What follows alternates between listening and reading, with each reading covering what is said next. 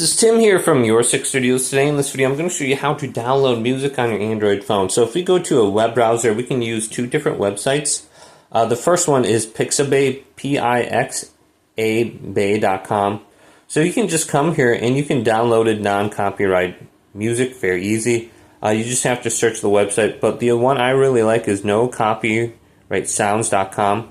So if we go here and go to go, we can search for non-copyrighted music that we can use in our videos, or we can use it as like our ringtones or something like that. So just go to the soundtrack right here and tap on it. And there should be an option to download the track, or you can download individual songs. So we can just go to download track right here. Go to download, and now this is on my phone. So I can go to the top right here, go to settings, scroll on down to sound and vibrations, go to ringtones, and go to the plus icon. Now I can set this as my ringtone. I just have to select it and hit done right there, and I should be good to go.